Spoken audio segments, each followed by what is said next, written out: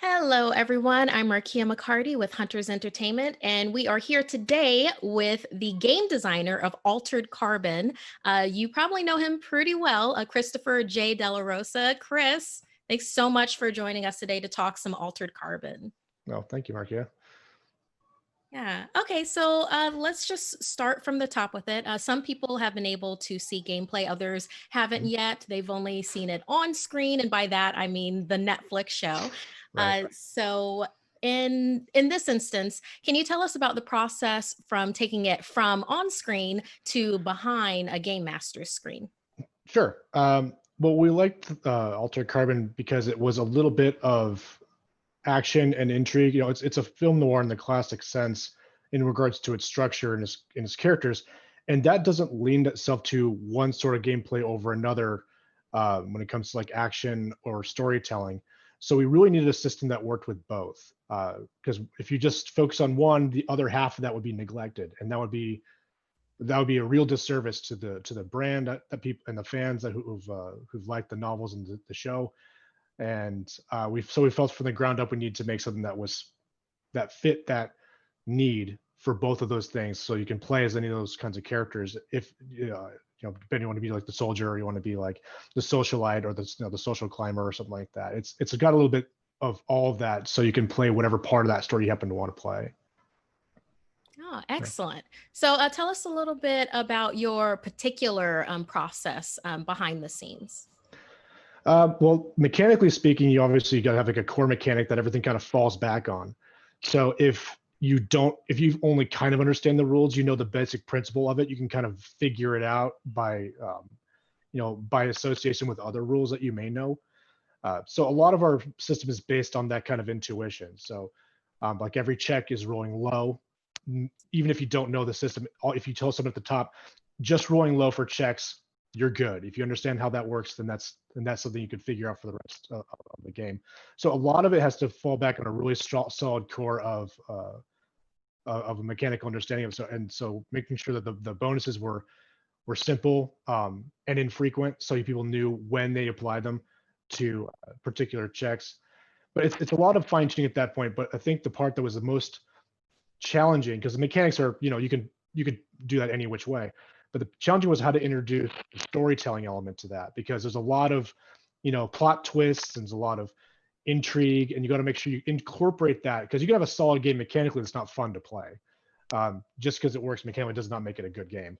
It's a very important part, but it's not the end all be all. So we introduce things like, well, how do you introduce social elements? Well, we did things like adding influence points, which is something you spend as especially if you're more of a social character, you basically take narrative control for the briefest of moments, and you can tell someone else, so you can tell the table what you think is happening based on your level of influence. If that's if political maneuvering and that kind of thing is your character's specialty.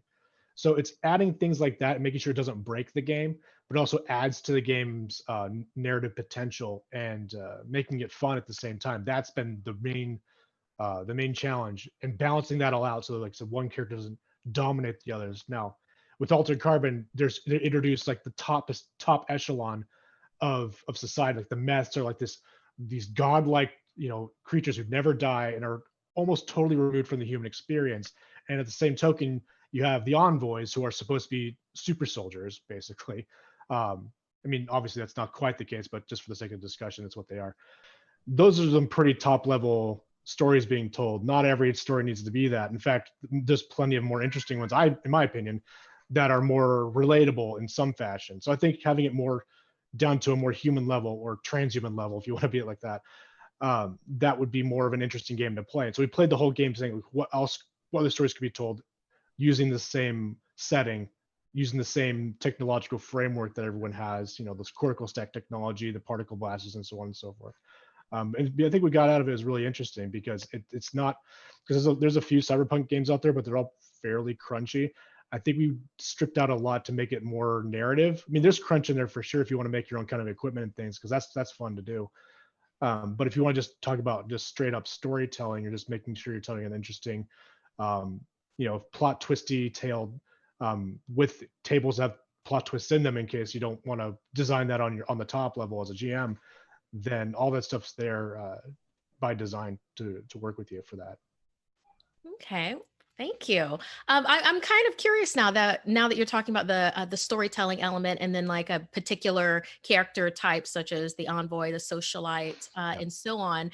So where do you fall in this, Chris? Like, what's your character for Altered Carbon and why? Oh, I'd definitely be a technician because they have the most. I like being the gadget, the gadget guy, because I think in that setting that means a lot if you're technically adept. So I mean, everyone's got some level of comfort with technology in this setting by necessity. But I like the person who specializes in that. I think to me, having the gear customization options, and I think unfortunately that might have bled into the design a little bit because there's a lot of fun things to do if you like customizing gear. And I've seen people who played it just really get into that aspect of it. So that's definitely where I would fall. Because I mean, storytelling could take or leave. Because I mean, I like a good story, obviously, but for me, I like the idea of like building things and build. The only way you can really build something in that game, aside from developing your character's personality and stats, are building actual pieces of gear that you can use and customizing it to suit this and that end. So the problem with it is like the price differential in game is like the budget that Takashi Kovac had in Alter Carbon was literally infinite. Like he had an unlimited line of credits to draw from. So him getting like particle blasters and the flechette pistols, like this is nothing to him. And he can real death RD an entire building full of people and have it just be papered over. These are kind of a big deal. That kind of makes it so the fact that he was able to do that and still operate on legal margins is astounding because most people wouldn't be able to pull that off. And so I think having the kind of limitations that he doesn't have makes you more interesting of a character to develop, some workarounds to the social and legal framework that's been like oppressing the entire grounders and all that. So I think it's a lot more interesting of an element to play. But yeah, definitely be a technician, no doubt. Okay, because I kind of see what you're going with that. Because if you don't have, someone in your shadow corner and someone in your light corner, like Kovacs had, Yeah, so if you were, for instance, a technician, you could build that particle blaster, depending if you had the parts and the opportunity to be able to get that done. Is that where you're kind of going with that? at least customize it. If not building it straight up, because I think building things it makes it a different kind of game if you're fabricating things like that from scratch. Because I mean, you're basically building a small particle accelerator. Most people don't know how to do that. I can't imagine even in the setting like Alta Carbon that's still common. I think you need to have nanotechnology and things like that. But the point is, you can. The stuff's in there for it if you really want. If that's the kind of game you want to play, go ahead, sure. But I would be one of the kinds like I want to be able to customize like this shard pistol that fires splinters of crystal that have like poison and like stuff like that. Like you have to customize it like that and customize what goes into it. So when you give it to somebody, here, by the way, this thing is really cool. I mean, I'm basically I'm Q from James Bond. I'm not James Bond. James Bond, he can do his thing. I want to be the guy that makes the gadgets because that seems like fun to me. But I love definitely, yeah. that. Yes. Okay. So yeah, you've probably inspired a bunch of people to take a different look at the technician class now with Altered Carbon. Most definitely inspired me too. So something that I would like to talk about, because we keep on bringing it back up, and I'm just very much interested, is some of the settings that takes place with the Altered Carbon role playing game. Sure. So how that might differ or be exactly what people have seen with the Netflix show. So, Sure. what are some of the settings and locations that they could look forward to, or maybe they're playing right now? Well, right now the book is focused. Is we're trying to keep it focused on the setting that people are familiar with from the show and the novels and stuff like that. So it's Bay City primarily for the main book. You could definitely take it elsewhere. I mean, there's some skills that clearly don't apply too well in an urban setting like that, but they would apply like if you want to do something on Harlan's World or something to that effect. But right now we have multiple supplements planned in different cities or different locations in the same setting. They're being approved by Skydance at the moment because we have to get approval for all the things we make because it's a licensed property being what it is. You got to make sure it doesn't clash with anything that they're doing. But our first one is going to be Osaka, which I read the notes for. I'm really excited about. I can't tell it's approved. I can't really talk too much about the specifics of the setting. But in the same sense, we actually have Birmingham, as in England, not Alabama. I've got to say it because the stateside, that's what you think. And then you have Johannesburg, which I'm really excited about too, because all this stuff I've seen the notes of, and I'm really excited because the writers are either local or have spent several years in the area, so they know the ins and outs of it. And it was really important to us to find people who knew the setting to really get a sense of the culture and the people who live there, and little idiosyncrasies that you wouldn't know just doing internet search research and stuff like that. Because you can do a lot doing that, but there's a boots on the ground kind of approach you really wanted to have to give it the necessary I guess I don't want to say flavor, but basically the necessary importance to the details that would normally be ignored because you wouldn't see it. So I think a lot of that is going to be a lot of fun to explore just from that sort of perspective. But yeah, I'm really excited about those. And then the last, it's not, I'm out of chronology here because there's the releases being what they are, but we're also doing one that's called Bay City Confidential, which is a campaign setting in a Bay City, but it's a lot of interweaving stories. It's basically a campaign, like a story as opposed to a campaign setting, because the ones I just described with the set, Osaka and Birmingham and stuff like that, those are all settings that you could take your game into that location. But Bay City Confidential takes place, as the name implies, in Bay City. So the setting should be pretty familiar to people who like the show and the novels and stuff like that.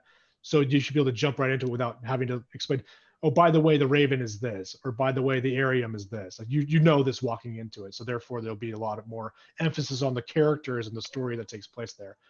Whereas when you're talking about the other supplements, there's NPCs and characters in that, but they're mainly for top level storytelling, not like a lot of, by the way, this person runs this store and this person runs that organization. Other than being like, for like when you walk in with the story in mind, you kind of know who to talk to, who's important, as opposed to just some rando on Bay City. Indeed, like this person looks like they have a quest for me. Oh wait, they're just a normal person. Right, and this person has a tiger for a face. That's weird, Yes. but that's stuff like that. Altered Carbon's strange like that, which is fun. Yeah, well, it sounds like exactly what a lot of people need. I know that it's something that I would love to have more in my life, where it's this futuristic type of dystopian, but maybe it's utopian depending on the character choice that you take. I like, well, I can give you my 2 cents on that. I think it's definitely a dystopian world, but I think truly in true dystopian fashion, I think it's, you get what the most disturbing ones, in my opinion, are the ones when you get what you think you want, but it turns out to be really, really bad. And I think Altered Carbon is like an example of this, because everyone thinks, oh yeah, living forever would be great, but basically the protectorate owns you and your entire legal personhood is a line of code. That's pretty horrific. But at the same time, if you want to ignore all of that part of it and just be, basically play yourself as a video game character where you can respawn literally, then it's, then that stuff doesn't get to you. It doesn't bother you. So I mean, it's a matter of how you want to play it. If you want to be really dark and gritty about it, you certainly can. Or you can just say, hey, we can't really die that easily. Let's play with that. And have some, basically heists and capers based on that, and just try to get ahead. So we basically provide the setting as it is, so you can kind of take the parts of it you want to expand upon for your own story, and and then they can kind of take it from there. We don't tell people exactly how they want to play. We're just presenting the world that they're in, and just make of it what they will. Oh, excellent. Okay, well, Chris, you've given us a lot of really great things to consider the next time we're playing Altered Carbon, or the first time that we're playing it, including settings, different character types, and then even knowing more about the technician class, which, yes, I'm still thinking about that, because I'm thinking like Rocket from Marvel. It's like I kind of want to be a little trash panda with cybernetic capabilities, for instance. So thank you so much for joining us today. Is there anything else that you would want somebody to know about Altered Carbon, whether they're picking it up for the first time or they're picking it up again? Oh gosh, I mean, just take it, make it what you want. It's a big world, a lot of things, a lot of parts for people to play with, the rules to run with or ignore. That's the way most games are. But I think if you like something that's got a balance of storytelling and action, and having the action feel like it has some consequence, then definitely pick it up and give it a look.